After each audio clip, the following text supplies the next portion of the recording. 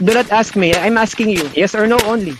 That's a very categorical Same question. with Justice Baldos. I vote for in favor of the negative because it is very clearly provided under such a law that a 16-year-old can give already consent in sexual activity. I am inclined to think that it is the age of 16 that is the age of sexual consent, and therefore I give it to the negative side.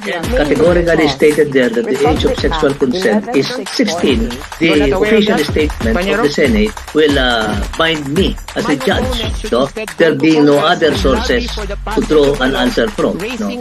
That the age of consent is the Ito po si Fiscal EJ at your service. Good day po sa lahat. Bago po ako magbibigay ng komento, manood muna tayo ng clips sa nangyaring Senate investigation sa mga pulis na nakabonet habang nagsaserve ng warrant. Today, mapapatunayan ko na saksakan ng pagkasinungaling yung mga pulis na inakusa. Dito ipapakita ko sa iyo, Mr. Chair, na walang respeto sa iyo ang mga ito bilang dating PNP chief at bilang chairman ng committee na ito, at walang respeto itong tatlo sa Senado. Ginagawa niya pong katatawanan nitong tatlo ang Senado, ang committee po ninyo, at maging kayo po, kasama na rin po ako doon. Patutunayan ko sa inyong tatlo na napakasinungaling nyo.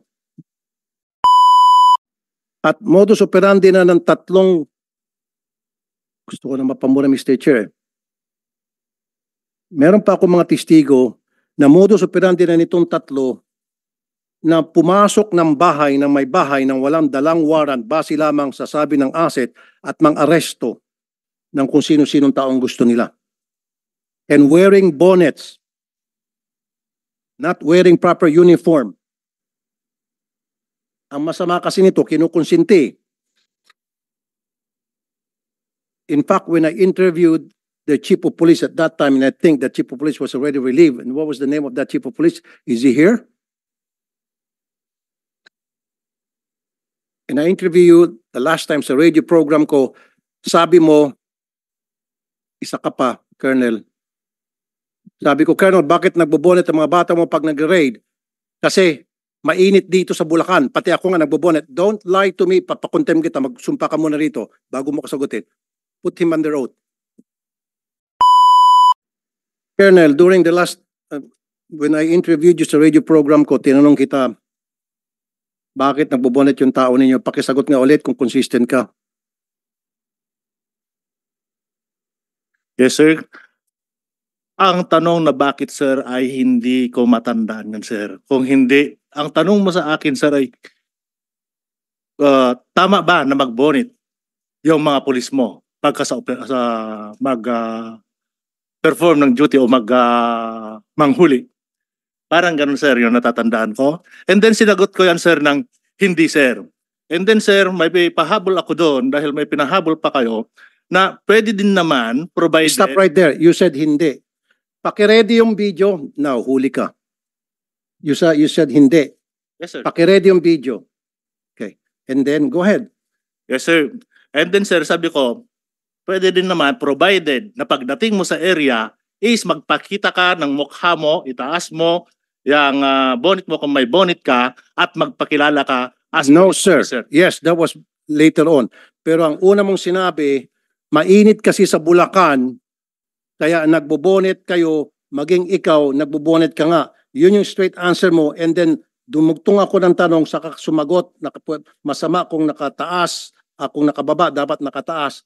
Dapat, Colonel, ang diretsong sagot agad mo doon, bawal ang bonnet, stop na, wala nang mainit.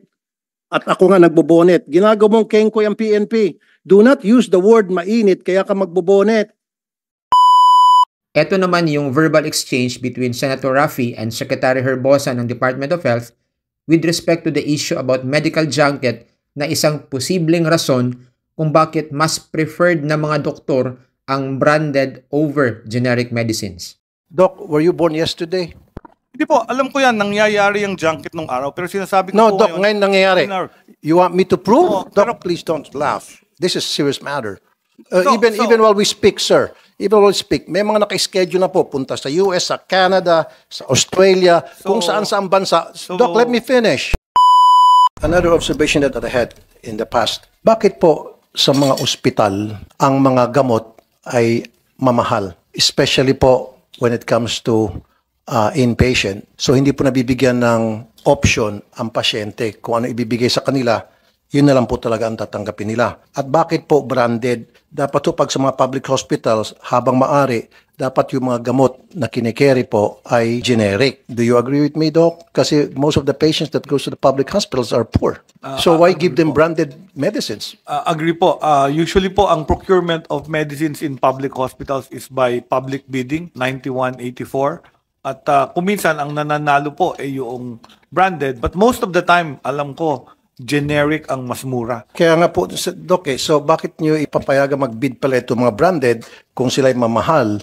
I'll give you an example, Doc.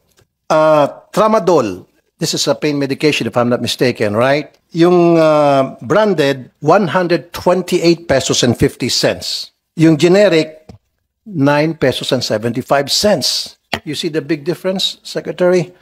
Existing na po yung executive order on the use of Philippine National Drug Formulary or generic drugs sa public hospitals. Only reason I can give as a doctor, because there are cases, nung nagpa-practice po ako, may cases na generic ang binili ng hospital, pero hindi siya clinically effective.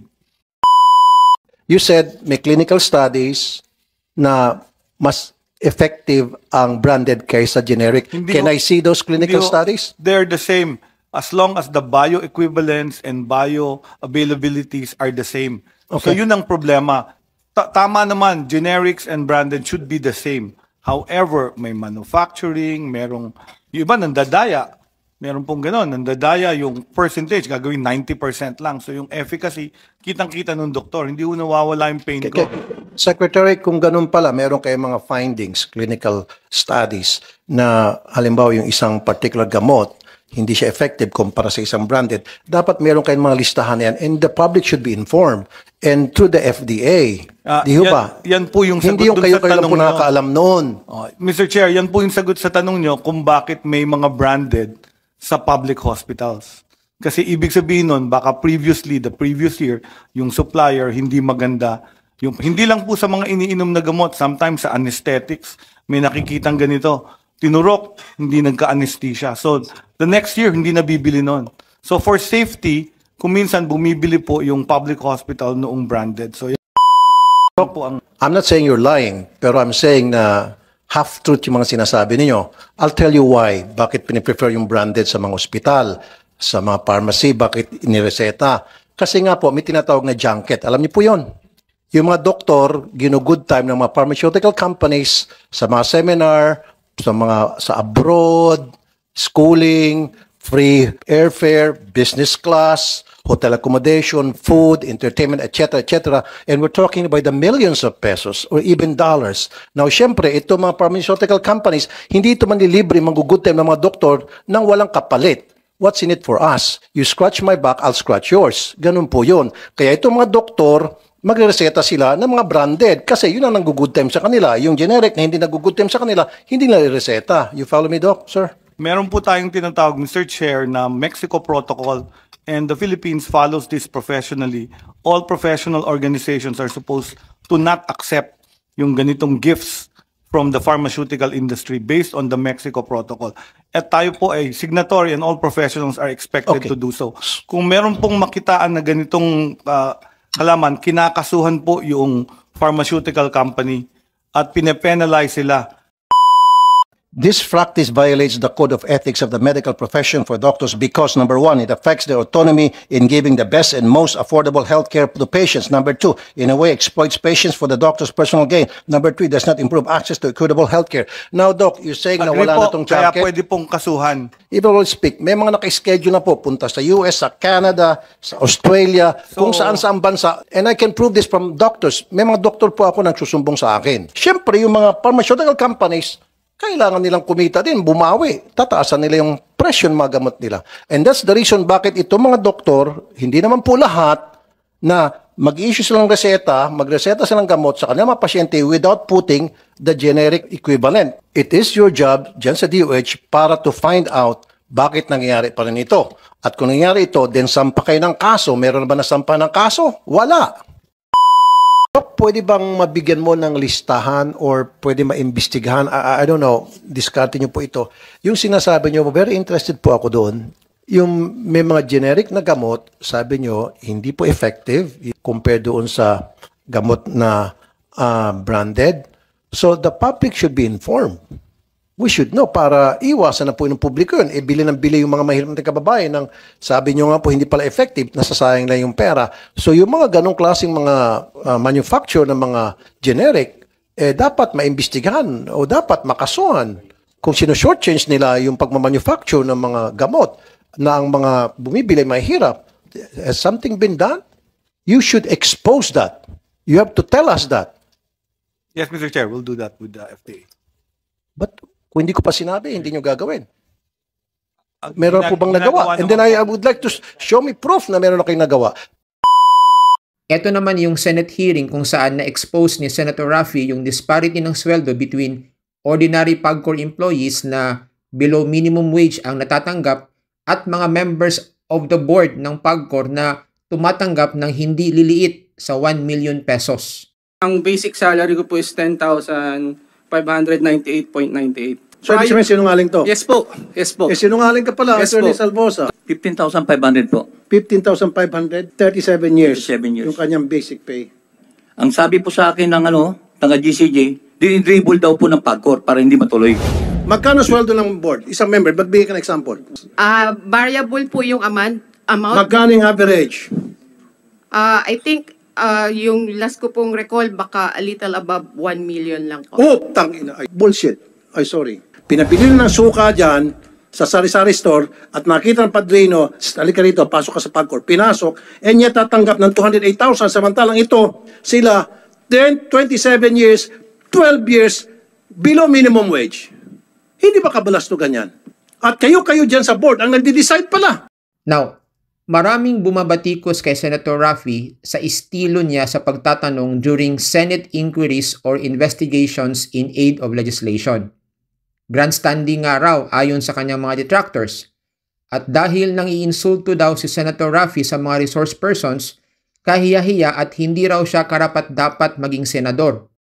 Hindi raw marunong rumispeto si Senator Raffy sa karapatan ng mga resource persons, especially kung hindi nila masagot ang kanyang mga tanong o kapag hindi siya kontento sa mga sagot nito o kapag sa tingin niya nagsisinungaling ang mga ito. Which leads me to ask, naaayon ba sa batas at sa rules ng Senado ang pagtrato ni Senator Raffy Tulfo sa mga resource persons? Bago natin sagutin yan, alamin muna natin kung ano ang basihan at layunin ng tinatawag na inquiries or investigations in aid of legislation. Ito po ang nakasaad sa Section 21, Article 6 of the 1987 Constitution. The Senate or the House of Representatives or any of its respective committees may conduct inquiries in aid of legislation in accordance with its duly published rules of procedure. The rights of persons appearing or affected by such inquiries shall be respected. Ang basihan pala ng investigations in aid of legislation ay nasa ating saligang batas. At dito, makikita natin na hindi lang ang Senate, kundi pati na ang House of Representatives ay may legislative power to conduct inquiries in aid of legislation. Furthermore, ito po ang sinabi ng Supreme Court in the case of Senate of the Philippines versus Eduardo Ermita, GR number 169777, April 20, 2006. En banc decision po ito. In the exercise of its legislative power, the Senate of the Philippines, through its various Senate committees, conducts inquiries or investigations in aid of legislation which call for, inter alia, the attendance of officials and employees of the Executive Department, bureaus, and offices including those employed in government-owned and controlled corporations, the Armed Forces of the Philippines, and the Philippine National Police. May kapangyarihan po ang Senado na obligahin na mag-testify as resource persons ang lahat ng opisyal at empleyado ng Executive Department, mga bureaus nito at offices, pati na ang mga opisyal at empleyado ng mga government-owned and controlled corporations, mga opisyal at sundalo ng Armed Forces of the Philippines, at mga opisyal at pulis ng Philippine National Police. Now, ano ba ang layunin ng kapangyarihang ito? Yung kapangyarihan ng mag-conduct ng inquiry in aid of legislation. Sa kaso po ni Regis Romero versus Senator Jinggoy Estrada, also decided by the Supreme Court en banc, inquiries in aid of legislation are undertaken as tools to enable the legislative body to gather information and thus legislate wisely and effectively, and to determine whether there is a need to improve existing laws or enact new or remedial legislation, albeit the inquiry need not result in any potential legislation. Ang purpose pala kaya nagkakandak ng Senate inquiry ang mga senador ay para, number 1, kumuha ng impormasyon o dagdag kaalaman para mas mag-improve pa ang kanilang karunungan sa paggawa ng batas, at number 2, usisain kung meron pa bang kailangang i-improve sa mga kasalukuyang batas o kung kailangan bang magpanukala ng panibagong batas. Nakakatulong talaga ang inquiries in aid of legislation dahil sa pamamagitan ng pag-imbita ng mga resource persons na isisiwalat ang mga problema na nangangailangan ng solusyon. Now, having underscored the importance of inquiries or investigations in aid of legislation, usisain naman natin kung ano ba ang mga karapatan ng mga resource persons na kailangang respetuhin ng ating mga mambabatas, particularly ng ating mga senador.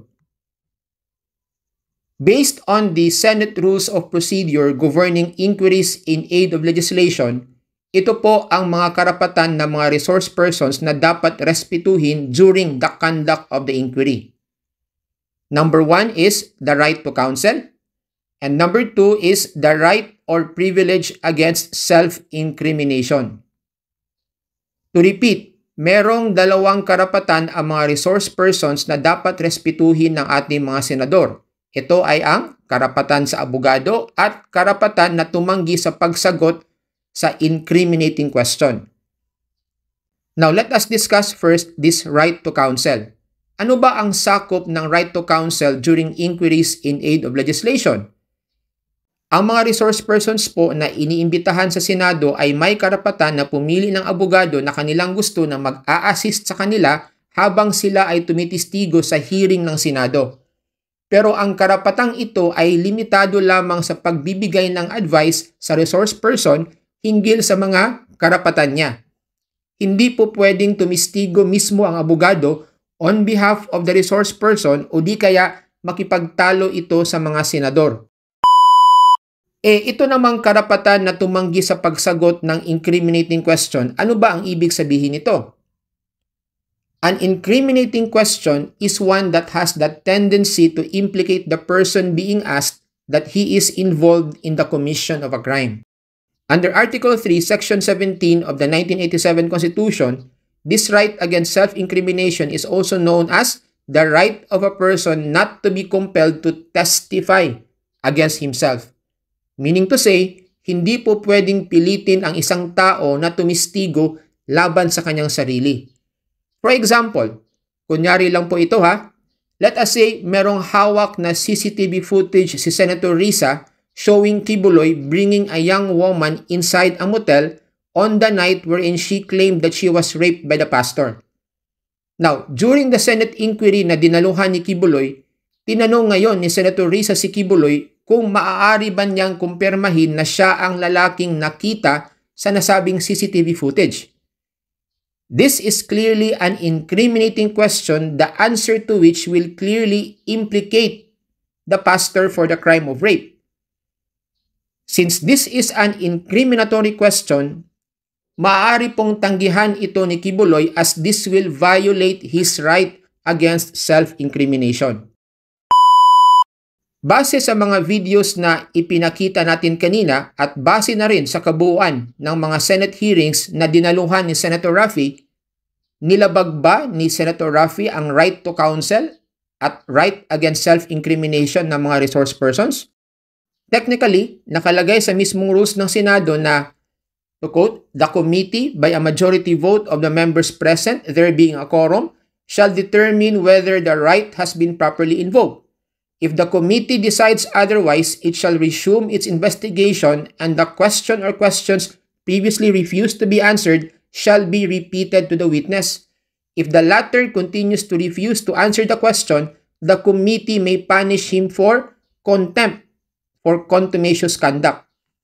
So kahit na i-invoke pa ng resource person ang kanyang right against self-incrimination, kung sa tingin ng Senado ay hindi ito incriminating, mapipilitan po talaga ang resource person na sagutin niya ang tanong.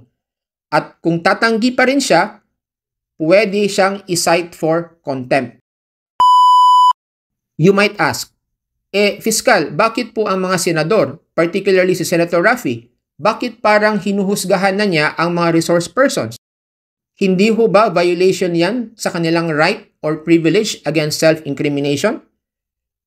Hindi po violation yan ng right against self-incrimination dahil nai-invoke lang po ang nasabing karapatan if there is a question that tends to elicit an incriminating answer. Yung paghusga po ni Senator Raffy sa mga resource persons, opinion lang po niya yon base sa naobserbahan niya. Hindi po bawal yon dahil hindi naman korte ang isang inquiry in aid of legislation at hindi naman acting as judges ang mga senador when they question or interrogate resource persons. Meron din pong privilege of speech and debate ang mga senador. Ano ba itong privilege of speech and debate? Members of Congress cannot be prosecuted for any words spoken in debate or in connection with voting or used in written reports or with things generally done in a session of either house in relation to the business before it. This protection is extended to them during the session on the occasion of the exercise of their functions, either in their respective chambers or in joint assembly or in committees or commission. In short, hindi po pwedeng kasuhan ang ating mga senador sa kanilang mga sinabi sa loob ng Senado, maging sa debate man yan o habang nag-iimbestiga sila in committee hearings, kasama na ang inquiries in aid of legislation. Ang tawag po dito ay absolutely privileged communication. Hindi po pwedeng kasuhan ng libel ang ating mga senador kahit na gaano pa ka-defamatory ang kanilang mga binitawan na salita laban sa mga resource persons o maging sa kapwa nila senador. The purpose of this privilege of speech or debate is not to protect them from prosecution but to enable them as representatives of the people to execute the functions of their office without fear of prosecution, civil or criminal. The rationale here is hindi po magagawa ng mga senador ang kanilang tungkulin na mag-imbestiga ng anomalya at magpanukala ng batas kung mayat maya na lang ay kakasuhan sila ng mga senador na kadebate nila o ng mga taong iniimbestigahan nila. Trabaho po kasi ng ating mga mambabatas na makipagdebate at mag-imbestiga such that it is but reasonable and practical that they should enjoy the fullest liberty of speech in relation to the performance of their functions. So, dun sa tanong kung naaayon ba sa batas at sa rules ng Senado ang pagtrato ni Senator Raffy Tulfo sa mga resource persons, ang sagot dyan is yes po. Walang nilalabag na batas si Senator Raffy sa pagtrato niya sa mga resource persons. Tanong, may mga past and present senators ba na medyo bumabardagol din sa mga resource persons? Kung paano ginamit ni Senyor Aguila ang bulag na paniniwala para linlangin ang mga miyembro ng kanyang kulto, ganoon din ginamit at na ginagamit ni Apollo Kibuloy ang bulag na paniniwala para abusuhin ang mga miyembro ng Kingdom of Jesus Christ. There are many things that I've uncovered in the course of preparing for this hearing. may ebidensya tayo ng panggagahasa sa menor de edad, ng pisikal na pang-aabuso sa mga mismong tagapagsunod nila. Kagaya ba naman ng paglagay ng sili sa mata at ari, pagbagok ng ulo sa pader, ng sapilitang panggagamit sa mga bata na manlimos sa kalsada. Meron ka bang kilalang personal, hindi lang sa kilala mong mukha, ang pangalan, o alam mo na senador ito, kilala mong personal, yung parang kaibigan mo na. I invoke my right. Alright? Yan sa kanila, sino ka ang nakausap mo? Ukol dito sa kaso plunder. I invoke my right po. Sino lang kausap mo? I invoke my right. Tapos ang Halloween, wala na mga multo. Kaya kung si Enrile ang most guilty, sabihin mo lang na yun. Para malibre ka na. At hindi ka na niya ipapatay. Alam mo yung taong yan, pag pumunta yan sa bathroom namin dito sa aming Senator's Lounge, may gwardiya yan sa bathroom. Sa kubeta. Na long firearm, assault rifle. Ganon. Kaya mahirap kang estimate ang hindi na yan. May action pa rin si Tanda. Tell the truth before the senators affected have you assassinated. May I be permitted to point out, first of all, that why do you have to point out? Answer, yes or no? the allegations... I am tired of hearing your voice. Yes, but the allegations of the complaint determine the jurisdiction of the court over the case, Your Honor. Do not override me. We've already heard that on your pleadings. You've said that in your motion for subpoena. You've said that in your memorandum. Do not be sententious because every hour counts. Kaya, madali lang naman sagutin itong pagtatanong na ito. Ito bang pinapasagot natin o respondent natin ay binibintangan mo sa ilalim ng Anti-Graft and Corrupt Practices Act? Yes or no? Opo, Madam Senator, dahil nakalagay dito in violation of the Anti-Graft and Corrupt Practices Act. Give me the presumption of literacy. Yes. And don't ever overstep yourself. Ngayon, pagtatanong ko sa iyo ganito, do not engage in a colloquy with me. As I pointed out during the Estrada impeachment trial, you are not supposed to discuss or argue during an impeachment trial, especially when you are speaking to an impeachment judge. Can we answer the questions, No. however, the way we feel No. it should be answered? You should answer according to the rules of court as determined by the Senate acting as an impeachment court. That is the rule here. Can the specific rule be cited for our guidance, Your Yes. Honor? Okay. The Constitution allows the Senate to promulgate its own rules of procedure. That has been repeated in this instance, and this is the end of this colloquy. How dare you raise questions to my authority? Be careful, because I might request my colleagues to inhibit you and disqualify you from appearing here. So kita nyo na, may iba't ibang estilo po ang mga senador in the way they interrogate witnesses.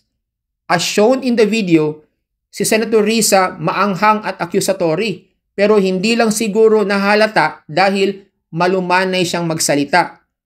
Si dating Senator Miriam naman ay ganun din, maanghang at para kang kakainin ng buhay. Pero people tend to give her a pass dahil Inglesera at isang abogada. May sophistication, ika nga. Yan lang po ang gusto kong ipunto for today's video at sana po may natutunan kayong bagong kaalaman ukol sa tamang batas. Maraming salamat po.